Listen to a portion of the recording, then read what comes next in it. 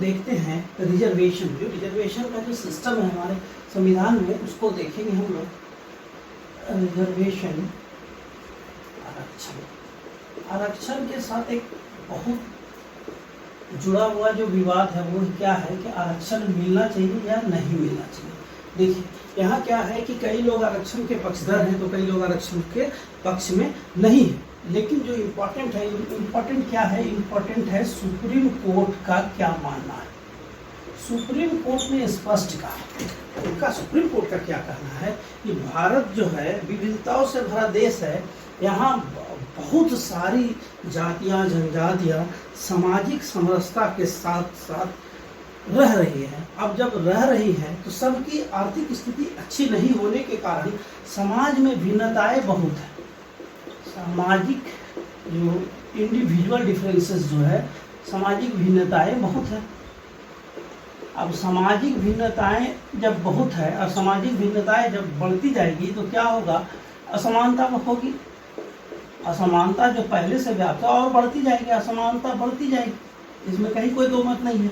और हमारा संविधान क्या कहता है, समानता की बात करता है। मूल अधिकार क्या कहता है, आर्टिकल 14 क्या कहता है कि नहीं, हम समान हैं, समानता की बात कि हम समान हैं। तो सुप्रीम कोर्ट ने कहा कि सही बात है कि आरक्षण देने से निश्चित रूप से मेरिट में प्रभाव पड़ता है, मेरिट इफेक्टेड जरूर होता है, merit must be affected due to reservation. Supreme court स्पष्ट देखिए क्या कर रहा है, मेरिट प्रभावित हो रही है, इसमें कहीं कोई दो मत नहीं है। लेकिन समाज में जो सामाजिक असमानताएं बढ़ रही है उसको कम करना भी हमारा दायित्व है, हमारे संविधान का दायित्व है। इस समता को सुनिश्चित करें, समता को धीरे धीरे जो असमता है उसको कम करे और समता को बढ़ाए। तो ये कैसे हो सकता है, तो रिजर्वेशन इसका एक बहुत बड़ा टूल है। रिजर्वेशन क्या है, एक ऐसा हो गया कि आरक्षण अगर मिल रहा है तो आरक्षण से क्या होगा, सामाजिक न्याय मिलता है। क्या मिल रहा है, सामाजिक न्याय। समाज में जो सामाजिक न्याय जरूरी है, सबके लिए है न्याय, सामाजिक न्याय के लिए क्या है, आरक्षण की व्यवस्था की गई है। इसका मतलब यह है कि अगर आप आज से पहले आरक्षण को सही मान रहे हैं या गलत मान रहे हैं उस पर मत जाइए। बस ये सोचिए कि भारत एक बहुत बड़ा देश है, यहाँ सामाजिक भिन्नताएं बहुत है, सामाजिक भिन्नताएं जो बहुत ही ज़्यादा है। सामाजिक सहभागिता को, जो सोशियो इकोनॉमिक फैब्रिक है, मतलब समाज में जो आर्थिक विषमता है या फिर किसी भी तरह की विषमताएं हैं, तो सामाजिक न्याय के साथ साथ सामाजिक सहभागिता, कॉर्पोरेशन, समाज का सामाजिक सहभागिता भी बहुत जरूरी है। और ये तब संभव हो सकता है जो समाज में जो सबसे निचला वर्ग है, जो पिछला वर्ग है, वो कौन है, जो मेनली क्या है कि वो मेन स्ट्रीम में नहीं आ सका या फिर आर्थिक दृष्टिकोण से पिछड़ा है। मैं यहाँ ये नहीं कह रहा हूँ, अभी जो आरक्षण की बात हो रही है इसमें पूरी तरह से फोकस हम है SC और ST को लेकर। अभी आगे आएंगे OBC, इसके बाद EWS, फिर हम लोग आगे किसको देखेंगे, हम लोग देखेंगे सोशियो इकोनॉमिक बैकवर्ड क्लास को, तो उसको भी देखेंगे, सबको देखेंगे। लेकिन यहाँ अभी तक जो आरक्षण की बात हो रही है, जो अभी संविधान में आरक्षण का तो उल्लेख है कहीं, तो क्यों है और किसके लिए किया गया, तो वो किया गया SC ST के लिए। क्यों किया गया, क्योंकि सामाजिक सहभागिता सुनिश्चित करने के लिए या सामाजिक न्याय को बढ़ावा देने के लिए अगर मेरिट भी, ध्यान दीजिए, अगर मेरिट भी इफेक्टेड होती है तो सर्वोच्च न्यायालय का नहीं देना जरूरी है। इसलिए तो सामाजिक न्याय और सामाजिक सहभागिता के लिए क्या देना जरूरी है, तो आरक्षण देना जरूरी है। ये एकदम क्लियर हो गया कि आरक्षण का प्रावधान क्यों है, और सर्वोच्च न्यायालय का ये स्पष्ट उल्लेख है कि आरक्षण क्यों जरूरी है, वो क्यों आरक्षण का पक्ष लेती है। अब अगर हम लोग आगे बढ़ें तो सबसे पहले देखना क्या है कि आखिर ये जो संविधान में प्रावधान किया गया है, तो संविधान में जो प्रावधान है, देखिए इसका मूल दो ही, चलिए आरक्षण है और आरक्षण का हमारा जो कॉन्स्टिट्यूशन है वो क्या करता है। आज एकदम डिटेल्स में जान लीजिए कि आखिर आरक्षण से जुड़ा हुआ जो विवाद है, भी उस सारे विवादों को हम लोग बहुत ही तेजी से देखेंगे, समझेंगे और जानेंगे कि यह आरक्षण से जुड़ा बात बात पर विवाद उभर क्यों रहा है, राजनीतिक दलों की क्या भूमिका होती है, अब तक इसमें कितने संविधान संशोधन लाए जा चुके हैं। आपको जानकर आश्चर्य होगा कि 5 संविधान संशोधन आ चुके हैं आरक्षण से जुड़े हुए मामलों पर। चलिए तो फिर इसको भी देखें हम लोग। संवैधानिक प्रावधान में जो 2 अनुच्छेद आपको जानना चाहिए, अनुच्छेद 15 और अनुच्छेद 16। इसमें क्या है कि अभी आरक्षण का जो संवैधानिक प्रावधान है अनुच्छेद 15 और 16, और ये अनुच्छेद 15 और 16 क्या हो गया, फंडामेंटल राइट होगा, मूल अधिकार होगा, है ना। तो संविधान में कहा तो मूल अधिकार में हो गया, मूल अधिकार फंडामेंटल राइट्स में आ गया। अब फंडामेंटल राइट अगर कह रहा है कि हमको अनुच्छेद 15 और 16 ये स्पष्ट कर रही है कि आरक्षण का प्रावधान क्या जाना चाहिए, अब क्यों क्या जाना चाहिए इसमें देख लीजिए। अनुच्छेद 15 में जो मूल बात है इसको देखिए, इसमें 3 बात पे गौर करना है। क्या है, चलिए। पहला जो है, जो स्थानीय निकाय होता है, स्थानीय निकाय मतलब क्या हो गया, पंचायत, बिल्कुल डिटेल्स में जाएंगे, पंचायत या नगर निकाय। इसमें क्या है, महिलाओं की सहभागिता सुनिश्चित करने के लिए राज्य सरकार आरक्षण देगी। आरक्षण किसके लिए, महिलाओं के लिए। इसका प्रावधान कहाँ है, ध्यान दीजिए। प्रावधान अनुच्छेद 15 में। पंचायत या नगर निकाय में मतलब जो हमारे यहाँ जो सिस्टमेटिक ढंग से जो लोकतांत्रिक व्यवस्था चलती है उसका जो सबसे निचला स्तर पंचायत स्तर होता है, पंचायत या नगर निकाय, उसमें महिलाओं का आरक्षण की व्यवस्था का जो उल्लेख है वो मूल अधिकार 15 में है। फिर इसी में एक आ जाइए, इसमें क्या है कि अनुच्छेद 15 क्या कह रही है, अनुच्छेद 15 का सीधे सीधे है कि शैक्षणिक जो इंस्टीट्यूशन, एजुकेशनल, जहाँ हम एजुकेशन लेते हैं, एजुकेशनल इंस्टीट्यूट्स, यहाँ क्या है मतलब शैक्षणिक संस्थान जो है, शैक्षणिक संस्थान में जो आरक्षण का प्रावधान है वो आरक्षण दिया जा सकता है। किसमें, शैक्षणिक इसमें संस्थाओं में, शैक्षणिक संस्थाओं में, स्कूल कॉलेज कहीं भी संस्थाओं में, शैक्षणिक संस्थाओं में, स्कूल हो गया, कॉलेज हो गया, या फिर जो अगर समाज का पिछला वर्ग है जिसको बढ़ावा देने के लिए अलग से उसके लिए शैक्षणिक संस्थान स्थापित हो सकते हैं, उसके लिए अलग से व्यवस्थाएं बन सकती है। ये हमारा फंडामेंटल राइट का आर्टिकल 15 कहती है। शैक्षणिक संस्थानों की बात आ गई। अब देखिए क्या है, इसमें एक और जो मोस्ट इंपॉर्टेंट है, इसको लेकर थोड़ा विवाद भी हुआ था, चलिए इसको भी जान लेते हैं हम लोग। इसमें क्या है कि ओबीसी को देखिए, ओबीसी को, अभी तक SC ST की बात हो रही थी, अब ओबीसी को भी दिया गया क्या, आरक्षण। किसमें, यही शैक्षणिक संस्थाओं में, मतलब एजुकेशनल इंस्टीट्यूट्स में भी किसको, तो ओबीसी को आरक्षण का प्रावधान कर दिया गया। ओबीसी को आरक्षण का प्रावधान किसमें किया गया था, आर्टिकल 15 में है। कहाँ, एजुकेशनल इंस्टीट्यूट में। देखिए इसमें क्या है, अब देखिए विवाद यहाँ क्या हुआ कि एजुकेशनल इंस्टीट्यूट में जो ओबीसी को आरक्षण दिया जाएगा, तो ये आरक्षण कहाँ दिया जाएगा, तो IIM IIT जैसे, चलिए इसको देखिए, अब यहीं पे विवाद आया था। IIM हो गया, IIT हो गया, और इसी तरह कोई बड़े इंस्टीट्यूट, मेडिकल कॉलेज हो गए, ये इसमें क्या आरक्षण होना चाहिए, नहीं होना चाहिए, ये एक बहुत बड़ा मामला और गंभीर मामला माना गया इसको। क्या ऐसे जगह पर आरक्षण की व्यवस्था होनी चाहिए, क्योंकि ये हमारा जो सुप्रीम इंस्टीट्यूशन है, यहाँ भी आरक्षण होनी चाहिए। यहाँ क्या हुआ, यहाँ आरक्षण के लिए एक संविधान संशोधन लाना पड़ा कि नहीं, ओबीसी का जो आरक्षण का प्रावधान है इंस्टीट्यूट्स में, वो ऐसे सुप्रीम इंस्टीट्यूट्स में भी आरक्षण की व्यवस्था होगी ओबीसी के लिए। SC ST के लिए पहले से, ओबीसी के लिए होगी, और यह आरक्षण कितना होगा, 27%। इसमें जो संशोधन आया था, यह था 93वां संविधान संशोधन 2005।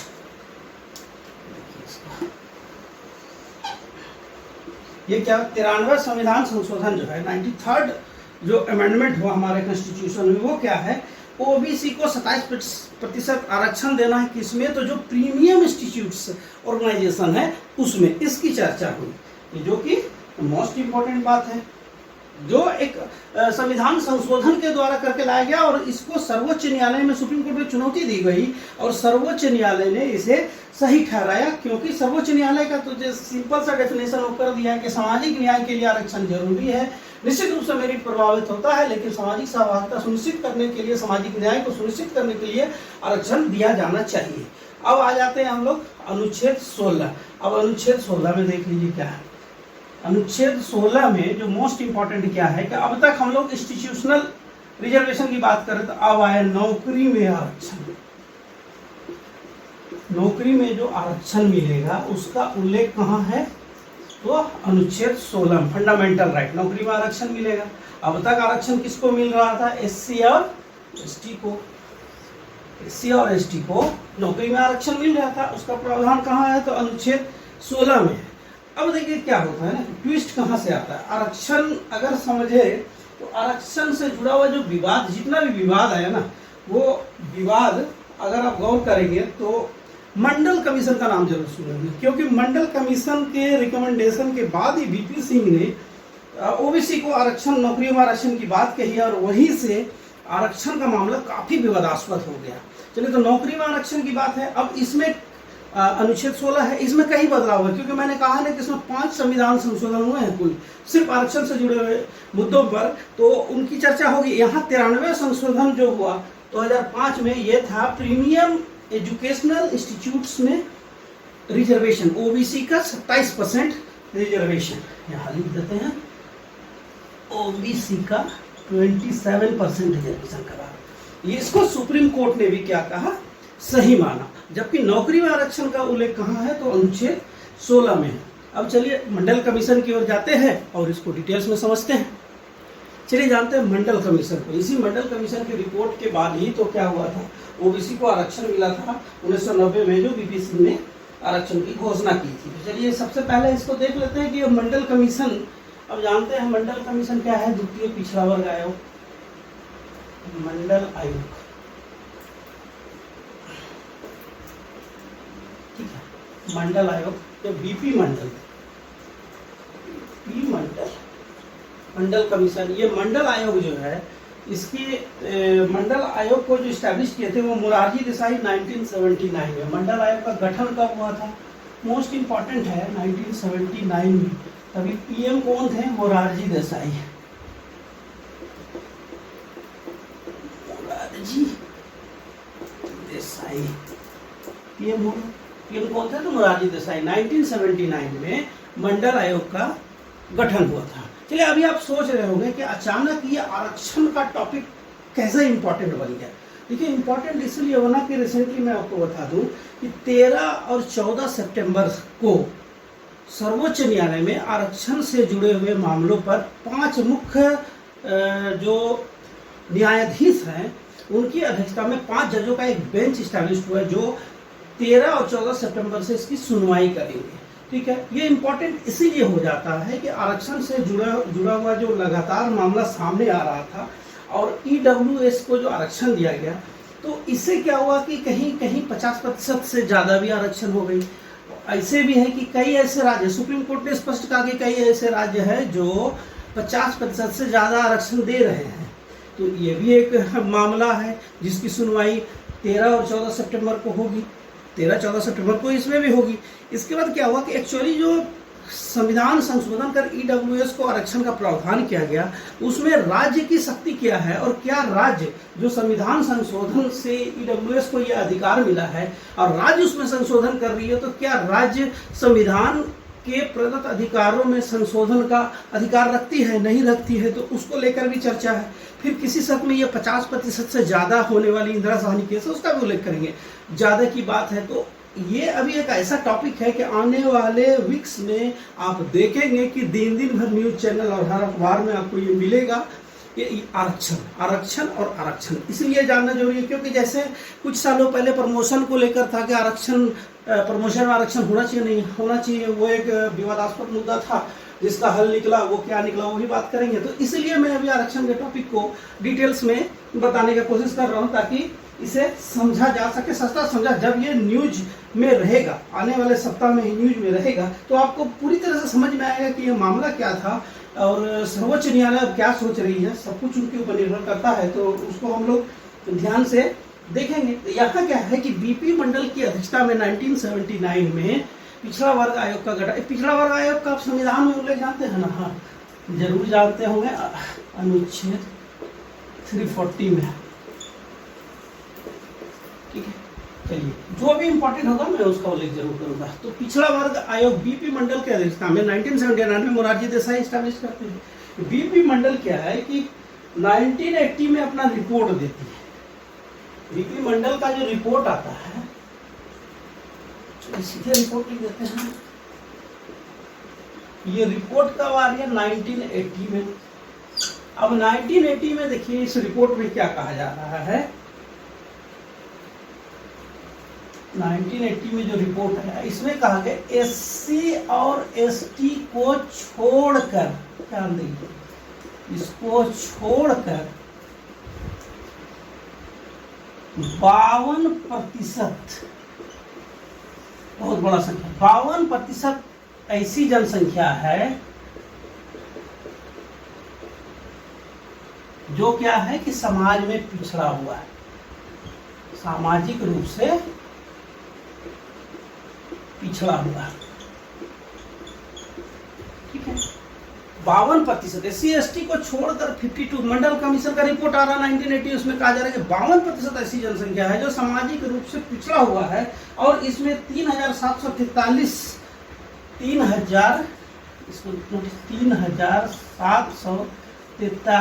जातियों का उल्लेख किया। 3743 जातियों का उल्लेख किया। किसका उल्लेख किया? जातियों का, कास्ट, जातियों का उल्लेख किया, और यही जातियां ओबीसी वर्ग से थी, अदर बैकवर्ड क्लास, ओबीसी वर्ग से थी। इसका उल्लेख कहाँ हो रहा है? तो जो मंडल कमीशन का रिपोर्ट आता है 1980 में, उसमें कहा गया कि एससी एसटी छोड़कर 52% ऐसी जनसंख्या जो सामाजिक रूप से काफी पिछड़ा है। सर्वोच्च न्यायालय क्या कहती है? सीधे सीधे सर्वोच्च न्यायालय कहती है सामाजिक न्याय और सामाजिक समरसता के लिए आरक्षण का प्रावधान किया गया है, जो कि संवैधानिक प्रावधान है, आर्टिकल 15 और 16। इसीलिए अब बात क्या है कि ओबीसी को आरक्षण मिलना चाहिए या नहीं मिलना चाहिए। इसी का जो कमिटी, मंडल कमिटी के रिपोर्ट में क्या कहा गया? इसमें कहा गया कि ओबीसी को 27% रिजर्वेशन देना होगा, देना चाहिए। ये रिपोर्ट है, कितना? 27%। ओबीसी को रिजर्वेशन की बात आई तो कितना परसेंट की बात है? 27% रिजर्वेशन की बात है। जो मोस्ट इंपॉर्टेंट बात है सबको हम लोग जानेंगे, कितना? 27% रिजर्वेशन की बात आ गई ओबीसी को। ये कौन बता रहा है? तो मंडल कमीशन बता रहा है। चलिए, अच्छी बात है। अब यहाँ क्या हुआ? जब ये रिपोर्ट आ गई, अब क्या हुआ कि आप जानते हैं मोरारजी देसाई की सरकार अल्पमत में थी और ये सरकार नहीं चल पाई, और फिर प्रधानमंत्री बनते हैं कौन? प्रधानमंत्री बनते हैं वीपी सिंह, नाम जरूर जानते हैं, वीपी सिंह। वीपी सिंह जब प्रधानमंत्री बनते हैं तो 1990 में ये 27% ओबीसी का आरक्षण की घोषणा कर देते हैं। ओबीसी रिजर्वेशन की घोषणा किसने की? बीपी सिंह ने। कितना परसेंट? 27%। कब? 1990। इसका जो जो इम्पोर्टेंट है सब 1990। अब क्या हुआ? आप ये भी जानते हैं कि बीपी सिंह की सरकार, फिर इसके बाद चंद्रशेखर की सरकार, और अंततः जो स्टैब्लिश्ड गवर्नमेंट बनी वो कब बनी थी? तो वो बनी थी नरसिम्हा राव की, पीवी नरसिम्हा राव। फिर पीएम बनते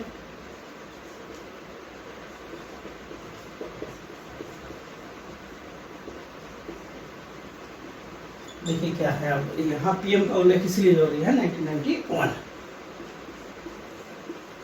देखिए, मंडल कमीशन का जो रिपोर्ट आता है, मंडल कमीशन को स्टैब्लिश मोरारजी देसाई करते हैं 1979 में। 1980 में रिपोर्ट आता कहता है कि 3743 ऐसी जातियां जो समाज में पिछड़ा है, जो कुल जनसंख्या का एससी एसटी को छोड़कर 52% है। इसीलिए वो 27% ओबीसी रिजर्वेशन का रिकमेंडेशन करती है, जिसे बीपी सिंह 1990 में लागू करती है। बीपी सिंह क्या करती है? 1990 में लागू कर देती है। अब 1990 में जब बीपी सिंह लागू करती है, फिर सत्ता परिवर्तन होता है, पीवी नरसिम्हा राव जी आते हैं, प्रधानमंत्री बनते हैं। जब पीवी नरसिम्हा राव प्रधानमंत्री बनते हैं, यहाँ पे फिर क्या होता है? देखिए, दो इंपॉर्टेंट बात।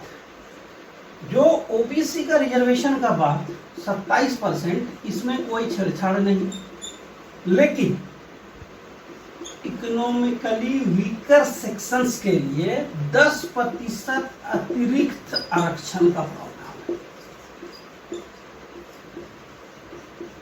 अतिरिक्त आरक्षण रिजर्वेशन का प्रावधान किसके लिए?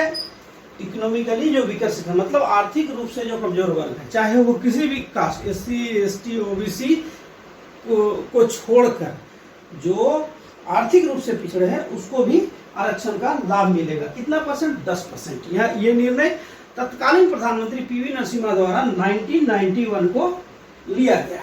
1991 को ये फैसला लिया गया और इसे लागू किया गया। अब क्या हुआ देखिए, ये जो रिजर्वेशन, टोटल रिजर्वेशन होता है, अब टोटल रिजर्वेशन पहली बार एक्सीड कर गया इसके कारण।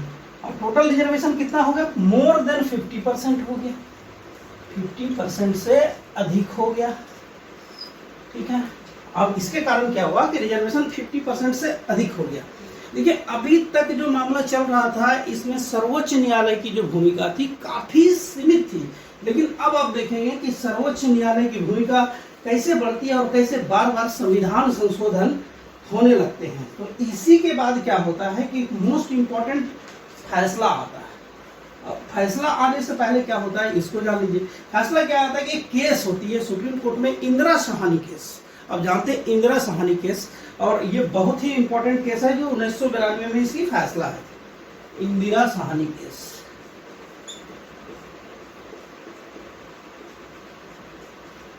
साहनी केस, इसका फैसला 1992 सर्वोच्च न्यायालय, मोस्ट इंपॉर्टेंट है इंदिरा साहनी केस। आप जब भी किसी डिबेट में देखेंगे तो हमेशा उल्लेख करते पाएंगे महानुभाव को, इंदिरा साहनी केस, इंदिरा साहनी केस। ये इंदिरा साहनी केस क्या है अभी आप समझ जाएंगे।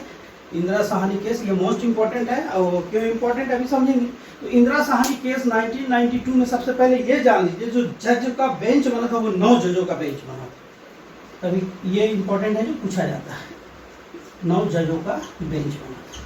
ठीक है, 9 जजों का बेंच बना, और इंदिरा साहनी केस में जो सुनवाई हुई वो सुनवाई क्या हुई, तो इसको ध्यान से देखिए। इसमें क्या है, 9 जजों के बेंच ने ये सुनवाई करते हुए कहा, इसमें कुछ बातें कही, और यहीं से क्या हुआ कि पहले संविधान संशोधन का दौर शुरू होगा, फिर आरक्षण से लेकर राजनीति शुरू होगी, फिर प्रमोशन का विवाद आएगा, फिर अभी EWS का विवाद। तो ये सारी विवादें जो है, इंदिरा साहनी केस संभवतः ये जो केस है इसमें ये निर्णय लिया गया ताकि जो आरक्षण जुड़े विवाद है वो सुलझ जाए, लेकिन यहीं से विवाद बढ़ने लगते हैं, और फिर हम लोग अभी देखेंगे कि कैसे विवाद बढ़ रहे हैं। तो इसमें क्या है देखिए, इंदिरा साहनी केस में स्पष्ट किया कुछ पॉइंट है। चलिए, पॉइंट 1, रिजर्वेशन, टोटल रिजर्वेशन 50% से अधिक नहीं, क्योंकि सुप्रीम कोर्ट ने भी कहा है, ये 100% ये सच है कि रिजर्वेशन से मेरिट इफेक्ट होता है, लेकिन सामाजिक न्याय, सामाजिक समरसता के लिए रिजर्वेशन जरूरी है।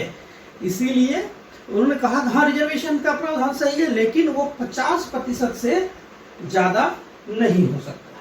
ठीक है, इसी में क्या हुआ कि सीधे सीधे कहा गया कि चूंकि 50% से ज्यादा की बात है, तो सीधे सीधे कौन सा वर्ग इफेक्टेड हो गया, तो यहाँ दूसरा जो EWS के लिए जो PV नरसिम्हा राव सरकार द्वारा जो 10% आरक्षण की बात कही गई थी, इसको क्या किया कि सुप्रीम कोर्ट ने खारिज कर दिया, बोला नहीं ये नहीं होगा, इसको खारिज कर दिया। टोटल 50% होना चाहिए। EWS के लिए क्या हुआ कि जो 10% अतिरिक्त का प्रावधान किया गया था, इसको बोला कि नहीं ये नहीं होगा। अब जो एक और इम्पोर्टेंट है, इसके बाद विवादों से तो आरक्षण का नाता ही जुड़ गया, वो क्या था देखिए, इसका तीसरा पॉइंट जो है वो है कि आरक्षण जो है क्या है, नौकरी के लिए है। तो आरक्षण नौकरी में, जॉब में 5 वर्ष के लिए होगा। मतलब शुरुआत, आप कोई रिजर्वेशन कैटेगरी में अगर जॉब लेता है तो आरक्षित वर्ग का कब तक माना जाएगा, 5, शुरुआत के 5 वर्ष तक। आप डिटेल्स इंफॉर्मेशन ढूंढिए, कहीं मिलता है तो उसको भी देखिए, कंपेयर कीजिए। आपको ये इन्फॉर्मेशन अच्छा लगेगा तो आप निश्चित रूप से लाइक, शेयर और सब्सक्राइब करेंगे, क्योंकि ये एकदम कंप्लीट डिटेल्स पैकेज है एक तरह से इन्फॉर्मेशन का आरक्षण से जुड़ा हुआ। आप किसी भी चैनल में चले जाइए, बड़ा से बड़ा ग्रुप में, चाहे वो पैन इंडिया में कहीं का भी हो, वो आरक्षण के बारे में क्या बता रहा है, जरूर कंपेयर करके आप इसको समझे। तो इसमें क्या था कि जॉब में कहा गया कि शुरुआत के अगर कोई रिजर्वेशन कैटेगरी में आता है तो वो 5 साल तक की रिजर्वेशन कैटेगरी का माना जाएगा। इट मीन्स क्या हुआ कि यही देखिए विवाद कि प्रमोशन जो होता है,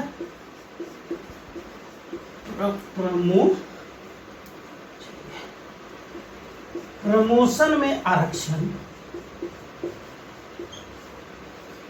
क्या प्रमोशन में आरक्षण नहीं, अब ध्यान दीजिए, प्रमोशन में आरक्षण नहीं। कौन? इंदिरा साहनी केस। अब यहां से कैसे ट्विस्ट एंड टर्न होता है, चलिए आप आगे बढ़ते हैं। यहां तक तो समझ गए हैं, चलिए इसको मिटा देते हैं।